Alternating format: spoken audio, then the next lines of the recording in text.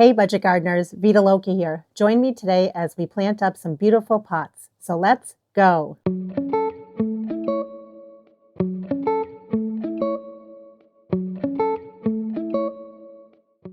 I live in New Hampshire. I garden in USDA Zone 5B.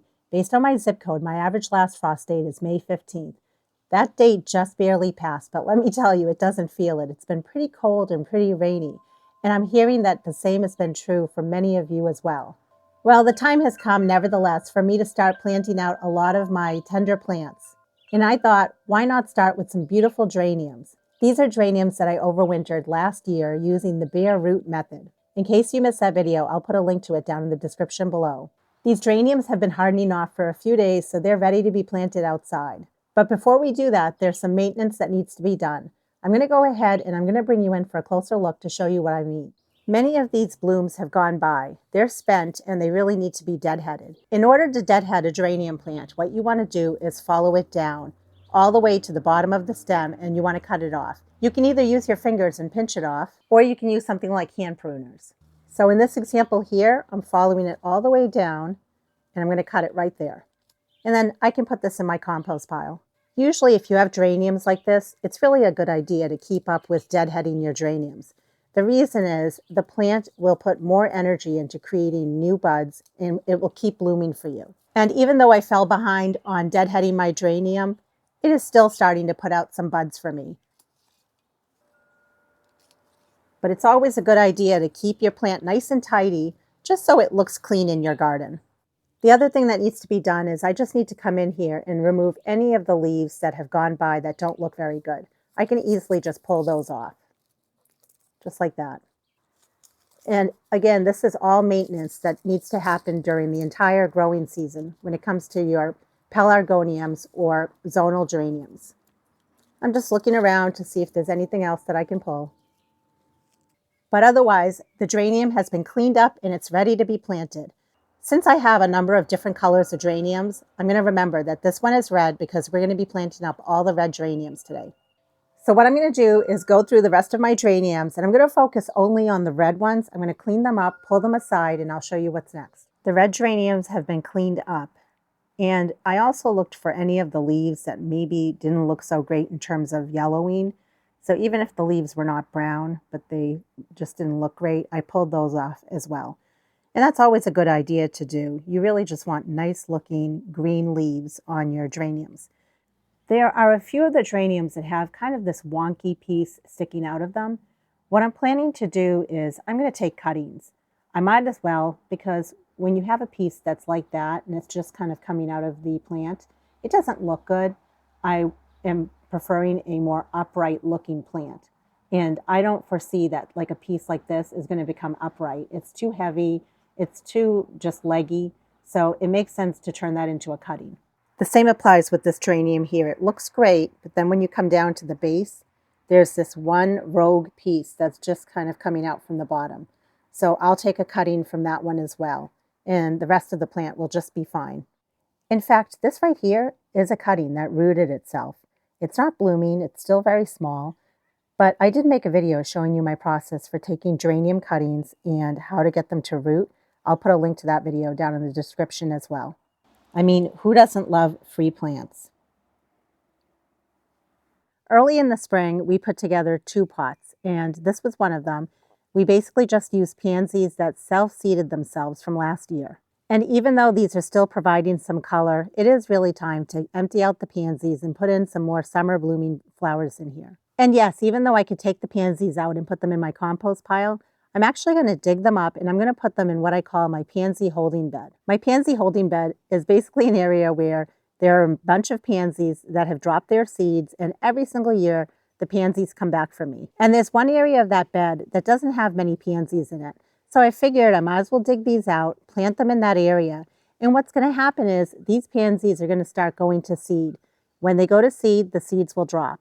And then the plants will germinate sometime during the middle of summer. The plants will get bigger, fall will come, winter will come, snow will cover those little baby plants, and then next year I'll have a whole bunch more pansies growing in the pansy holding bed. I'm just going to use a small hand shovel or a small hand trowel, and we're going to go ahead and dig the pansies out. When it comes to a potting mix, I like to make my own potting mix, and I'll link a video down to that in the description below, and I'll also link the video where we put this arrangement together in case you want to check those out. You can see that these pansies are already starting to go to seed. That's what those are, little seed pods. The seed pods will turn brown, and then they'll eventually open up and have little seeds in them. And I also have a video that shows my process for collecting pansy seeds. I'll link it down below as well.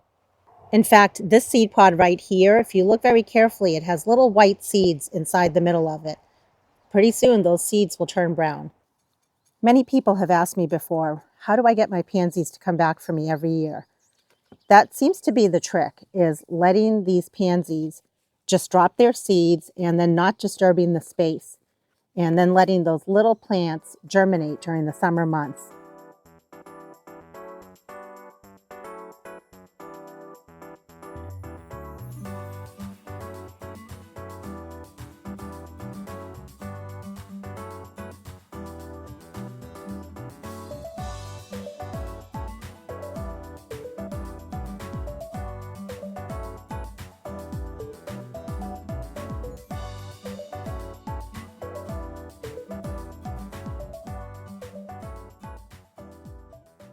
I've gone ahead and dug up all the pansies. I am going to leave behind this trailing vinca vine, which I was able to successfully overwinter in my garage since it's not hardy here where I live.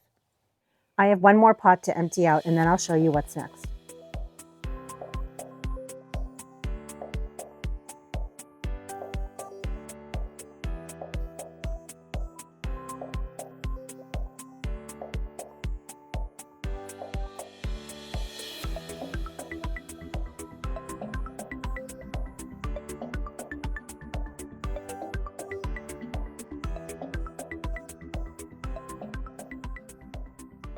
Here at the front of the house, there is my pansy holding bed. And I really don't mind it. The first year that the pansies dropped their seeds, I felt like, oh my goodness, what a weedy mess. But I have to tell you, in the spring, as they start popping up, it is so nice to be able to come here, dig up pansies, and put them in pots and containers. And what's even better is I don't have to start any pansies indoors under my grow lights. I can just let Mother Nature do her thing, drop its seeds, and then give me more pansies each year. It really is a beautiful thing. And there's the blank spot where we're going to plant our pansies. In the past, I would come in here and deadhead my pansies because they are getting leggy, and I would normally want them to put out a second flush of blooms for me. But what I've come to realize is many times that doesn't happen because it ends up getting too hot out. So instead, what I've decided to do this year is just let the pansies go to seed, let them drop their seeds, and I can always help the plants out by collecting the seeds and scattering them in this area, just to ensure that I have pansies all throughout this part of my garden. I want to make sure I have plenty on this side as well as that side of the bed. And then after I've seen that the pansies have dropped their seeds, at that time I can come in here and go ahead and just shear or prune back all of these pansies. They will get to a point where they're going to look very ratty. They're not going to look good. They're almost at that point, but I need to wait until they start dropping their seeds. We've had so much rain the last many days. The soil is saturated.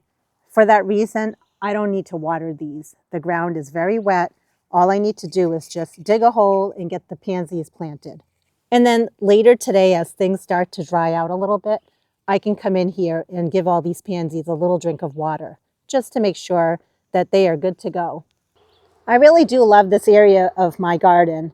It's just such a nice surprise in the springtime to see all the little pansies waking up and coming to life. And what's really nice is then the plants are naturally hardened off. I don't need to do anything special, but wait until they put on a little bit of size, shop my garden, and then I can go ahead and dig from here. And I really love all the different colors that are in this area, the mix of purples as well as yellows. And every so often I've seen there are even some white pansies tucked in here.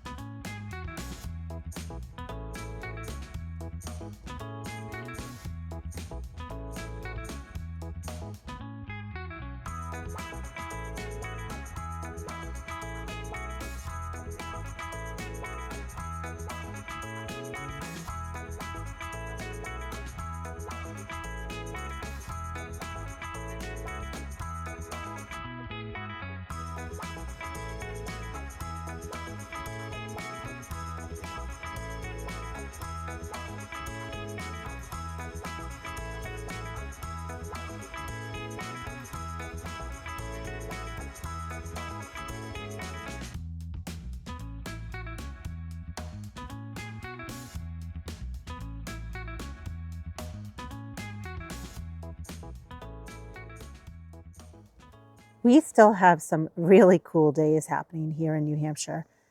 The temperature has been in the 40, 50 degree Fahrenheit range. It's been actually pretty cold. So the pansies still look very good.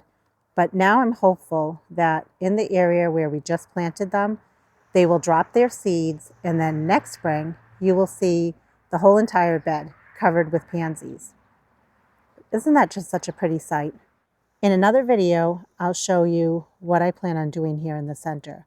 I like to put pots here, and I typically put dwarf size dahlias in those pots. So we'll do that on a separate day. Also on a separate day, I'll bring you in and show you all of these plants. There are a lot of things happening here. I just wanted to give you a sneak peek.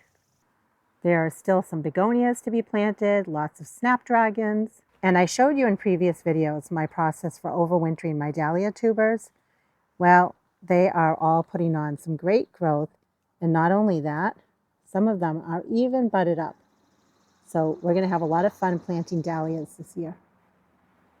And the canna lilies that we started from seed, look how big they are. I can't wait to get those planted around my pond. And then there are so many annuals that we started from seed. I've started the hardening off process, and I still have more inside. But I wanted to show you, look at these vinca. Look how pretty they are. I collected the seeds from all of these plants, actually, from most of them, if not all of them. But that's why we have a variation in color with the vinca. It's like a pastel colored theme going on there. Very pretty. And I adopted a spot about 30 minutes from my house. I need to get all these planted. That's what I'm going to be doing tomorrow. The first thing I want to do is just place these plants here. I could just keep one in the center, but I really want these to be high impact. So I'm thinking I'm going to be putting 2 in each of the pots. And I'm stepping back and I'm looking at it, and I'm thinking I actually may put 3 in. And if I find later in the season 3 is too many, I can always take out 1. So I'm looking and it looks good.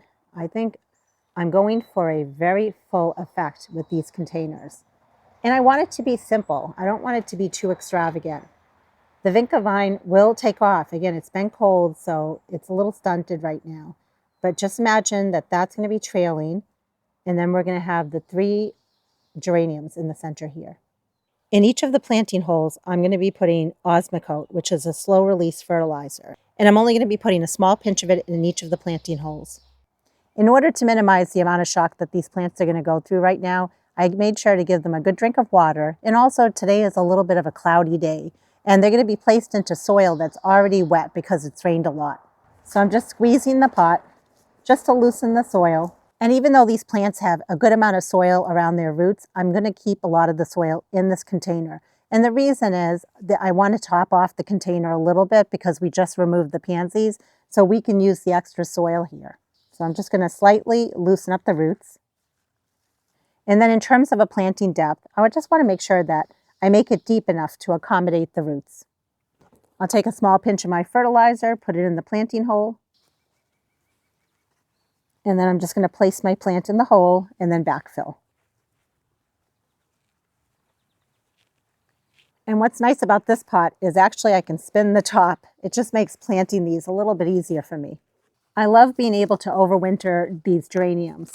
And even though I could have overwintered them in pots indoors all winter long, for me personally, it's just easier to overwinter them bare root in my basement. I basically can just forget about them during the winter months. And I did check on them on a monthly basis and gave them a small spritz of water, but that was it. And even though they were bare root, you can see they put on a really good root system.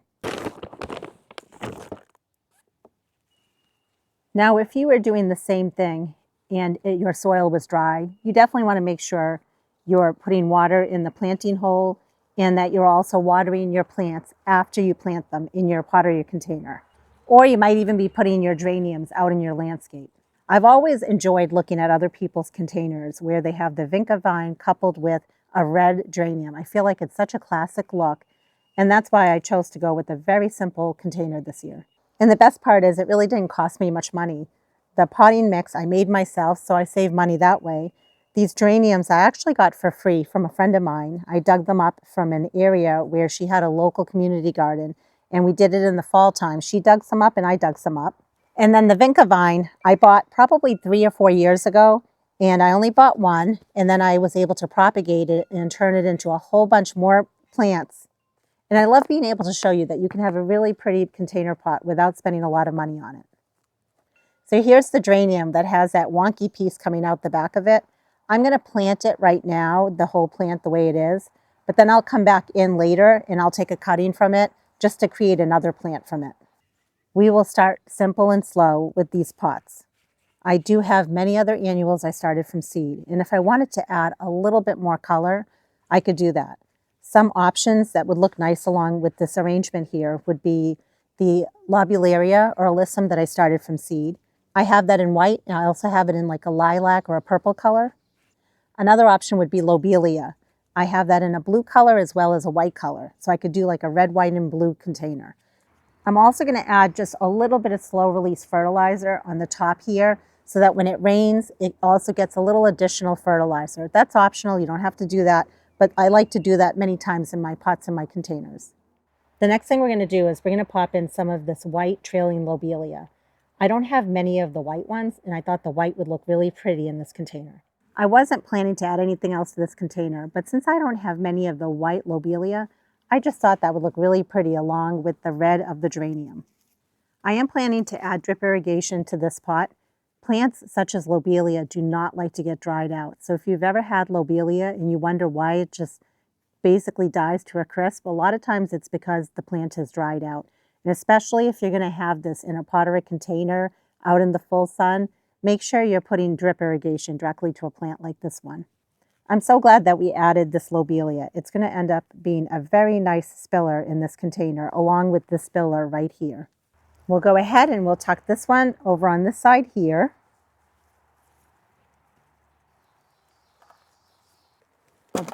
We'll turn this back around.